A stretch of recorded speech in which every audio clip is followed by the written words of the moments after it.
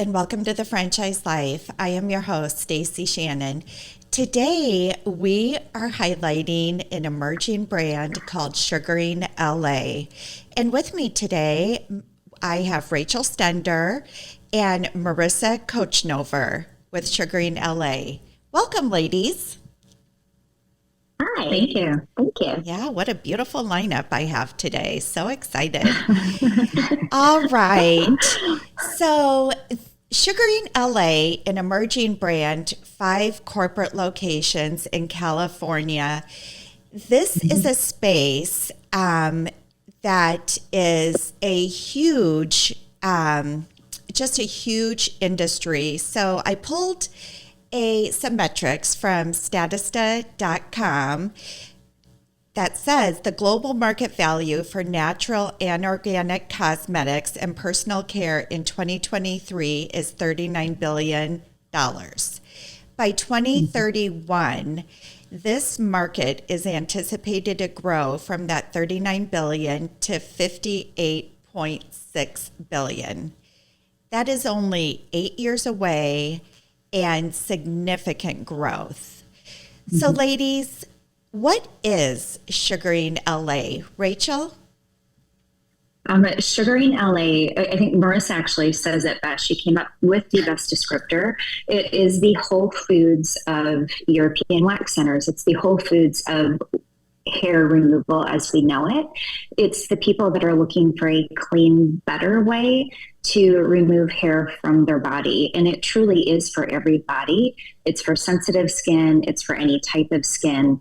It's healthy. It's natural. We use all organic products. But it is simply hair removal in a different technique, different ingredients, but natural, healthy, organic, and better for you.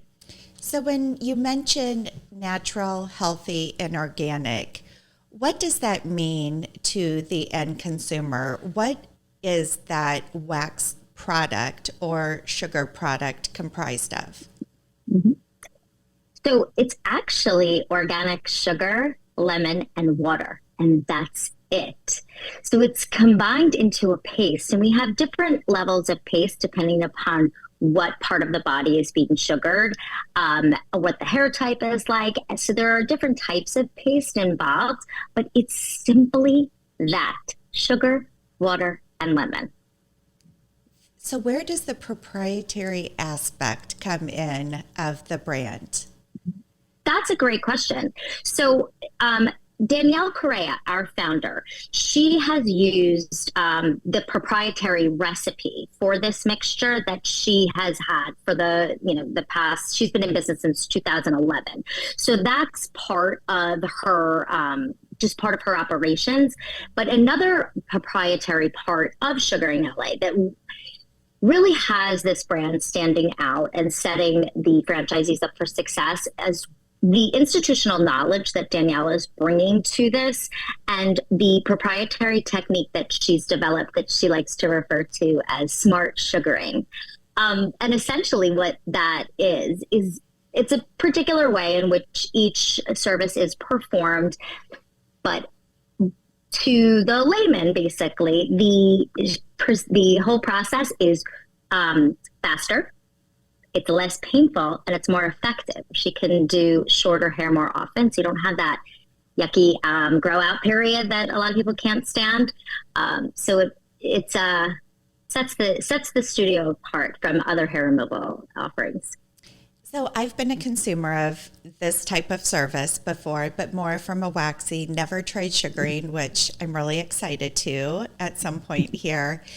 But what I love about this business model is it's very much a recurring revenue business model. Mm-hmm. Once you start this, it's kind of like lashes. Once you start this, you don't want to stop, right? You don't want to go back to the old way of doing things. Mm-hmm. So that's where the recurring revenue aspect, I would imagine, is a very strong attribute of this business model. Very much so. Yeah. We launched an official membership program this spring that's been very successful. Prior to that, it was a discount when they would rebook. And hair removal, I would say, is even more of a necessity than lashes. I love lashes, but when it comes to hair removal, it's not as if you can wait or take time off. You're always going back for hair removal. And with that timing, it's just important to keep that cadence. So that monthly membership is an ease of use for our clients. It's not expensive. Our California locations right now, if you're doing a Brazilian or extended bikini membership, it's $65 a month. So it's very minimal, but it's maintenance, and it just allows them to come in. There's discounts on products and additional services, but we've seen an enormous reception to it. I wish we could share the numbers, but we can't. But it's been very successful, and it really drives customer loyalty and continues to bring people in the door.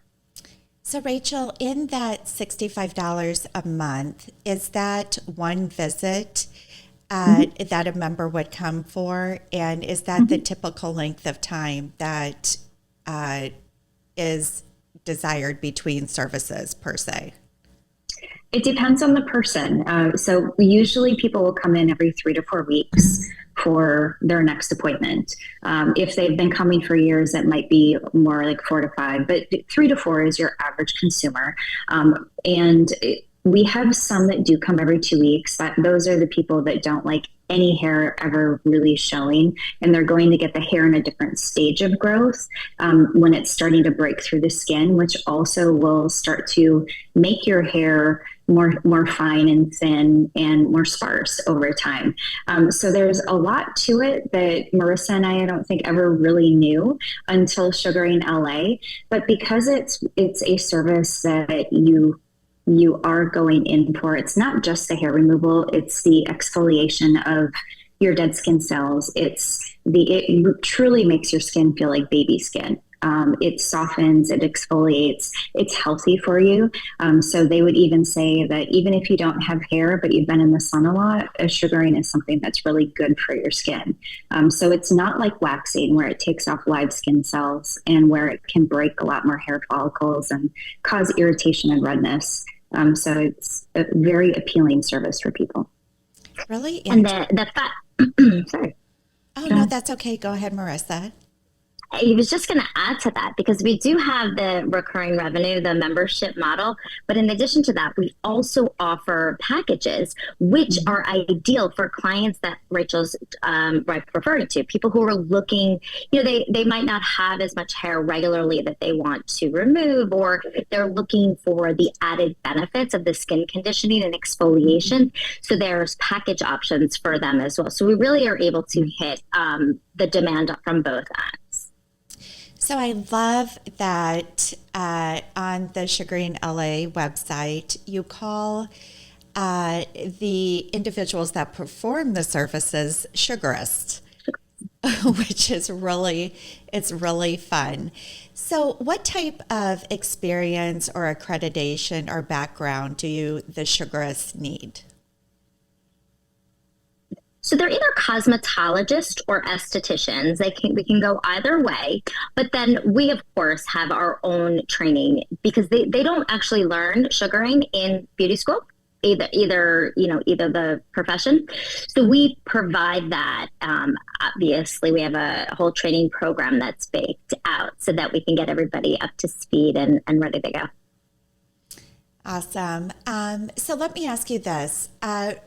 When somebody is reviewing this business model and comparing it against other offerings in the health and beauty space, what do you think sets sugaringLA apart from others in the space?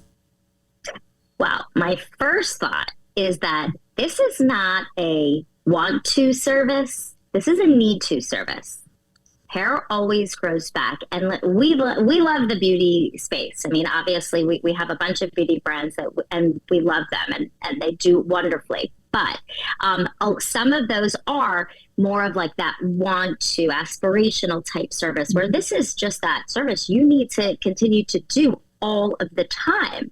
I think the other component to this is that while we do fit into the beauty category, we fit into the wellness category, because this is not just geared towards women or a particular beauty service. This is the way we position sugaringLA and sugaring services are skincare for everybody.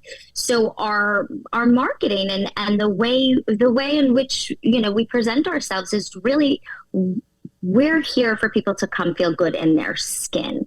So it's more of it fits into both categories, I think, in terms of beauty and wellness. Well, I think that, you said it's for everybody. And what really stands out when perusing the sugaringLA website is this is not only targeted for females, which I think there could be a misperception in that area that it is primarily a female offering. But the website clearly shows the offerings for male and female. Rachel, do you want to touch on that a little bit?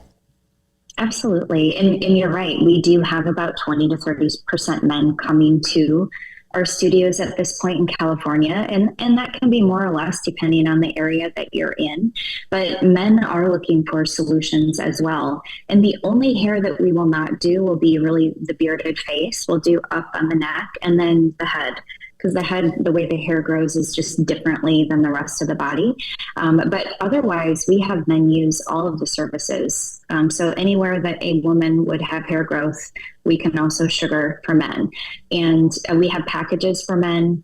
We are a very welcoming space to male or female of any age too. So if you're bringing a teenager because you want them to have a good experience with hair removal, or it's a man, or it's your grandma.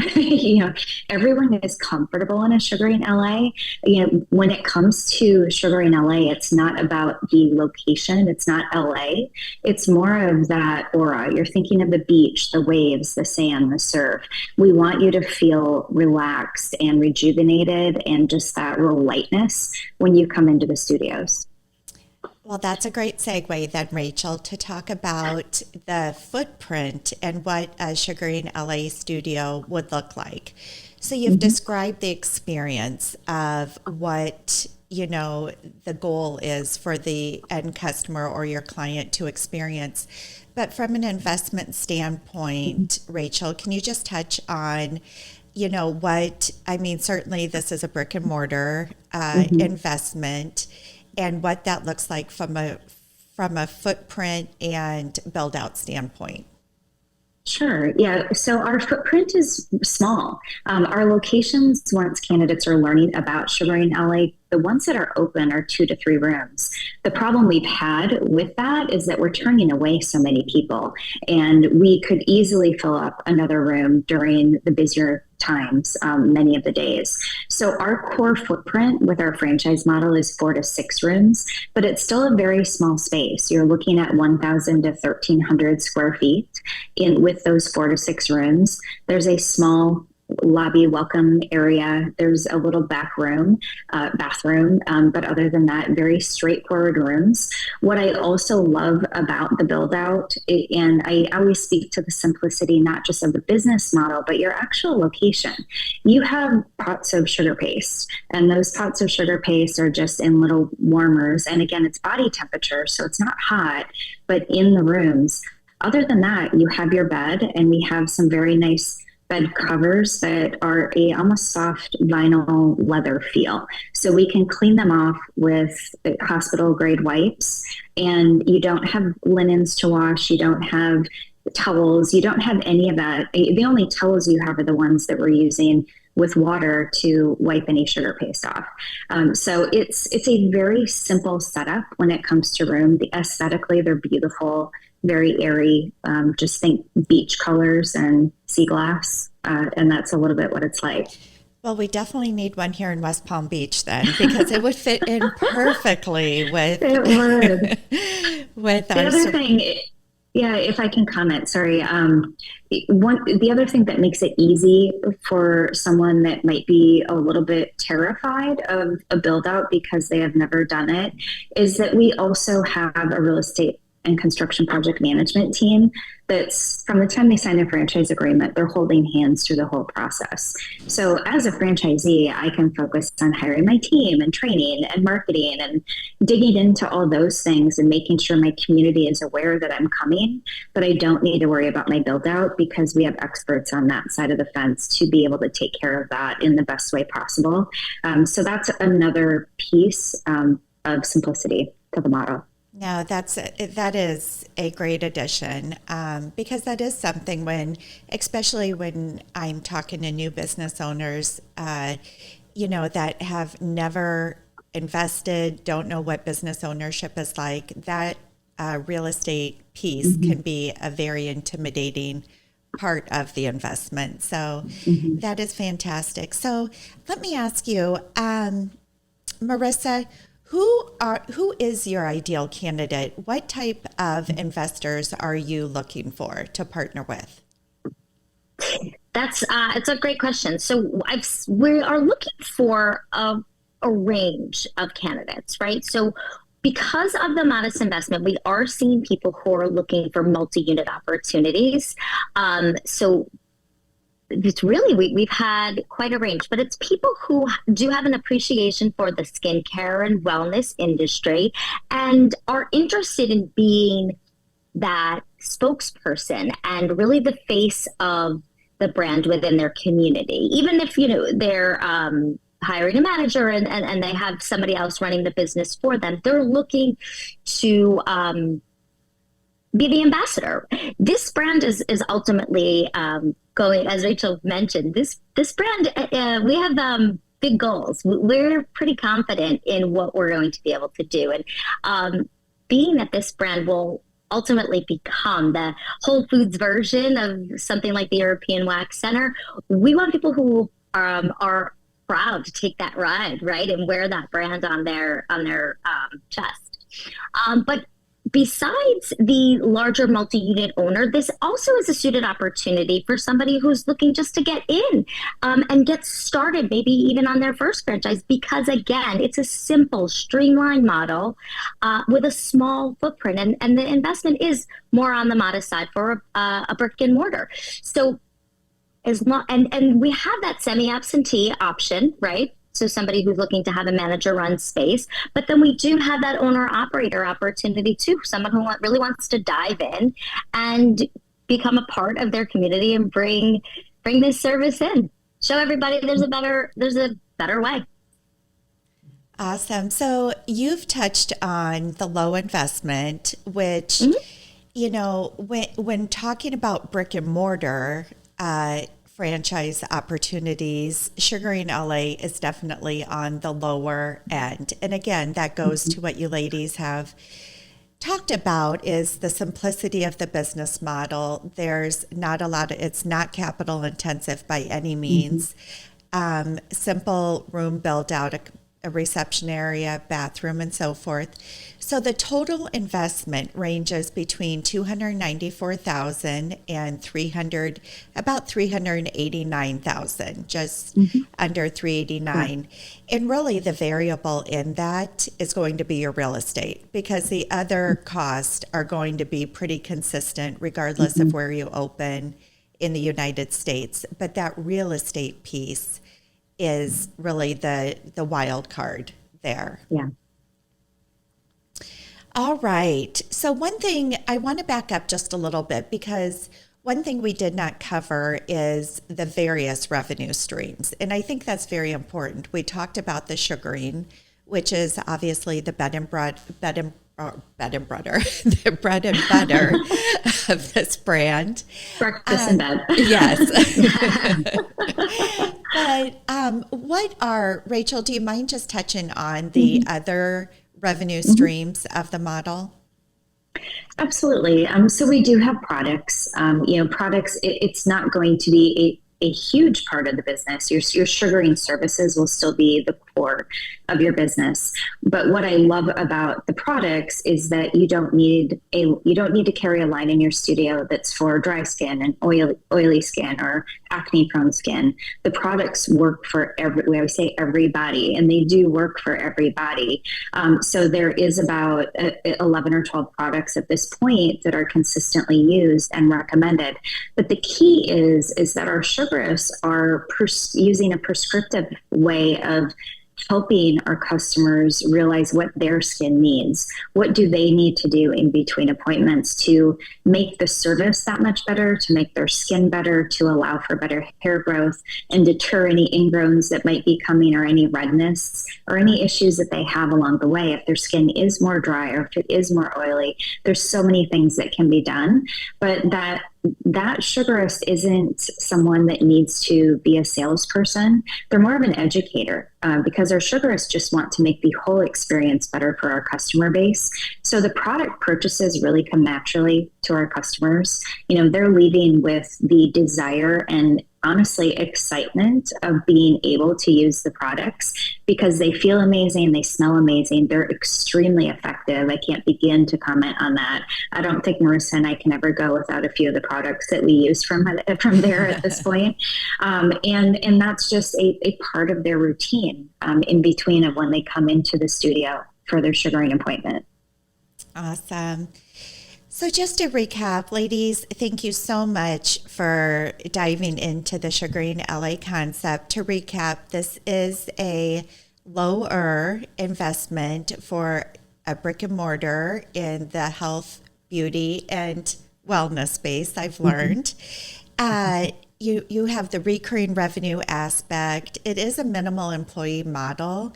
We really didn't dive into that, but given the number of rooms, perhaps a receptionist, lower employee model, it's a great concept for multi-unit ownership where you can put a GM in place and have it manager-run business.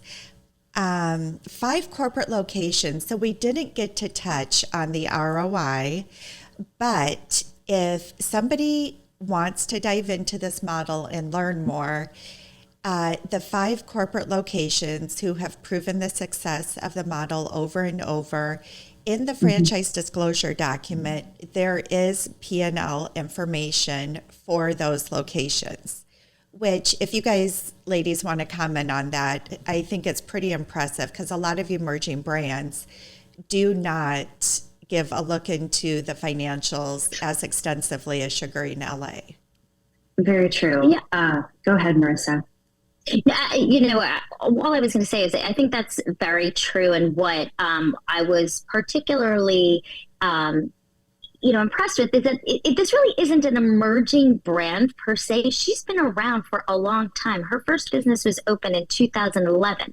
So while it is an emerging franchise concept, she really has been able to prove, as you mentioned, really been able to prove this time and time again as she opened up all of her locations. So now what I find particularly exciting is that this is what she was able to do on her own.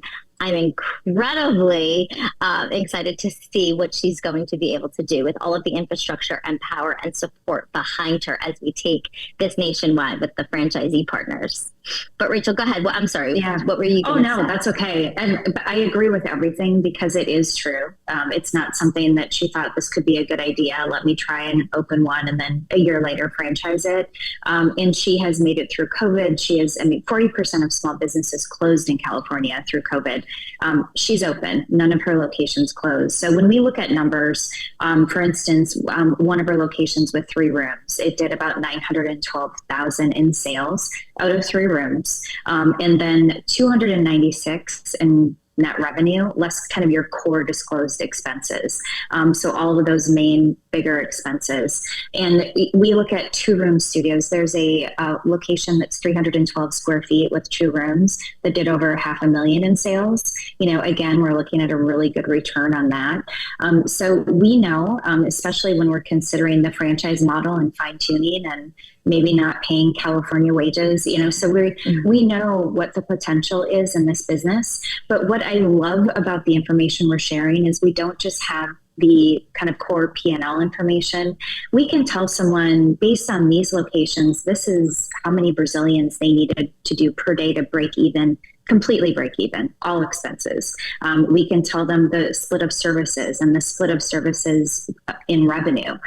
So they can see where is my revenue coming from? Is it Brazilians? Is it other services? We talk about Brazilians a lot because it is a key part of the business. It's 50% or more of most of our studio's businesses. So that piece is there. And then we also have information about first-time customers.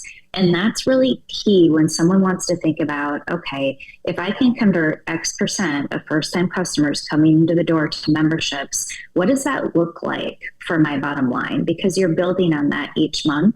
And again, I love recurring revenue memberships, especially those that you need to go back. This isn't a fitness membership where I'm going to try something new. Once you try sugaringLA, well, I need it. I'm not going to go anywhere else because I love it. So you're just building on that customer base over time. And the referral piece of it will be very large. Great information. And thank you, ladies. I didn't know how comfortable you might be diving into some of that ROI. So that is fantastic information. And again, it's disclosed in the franchise disclosure document. So it's available for anybody going through the process to learn more, to gain visibility into.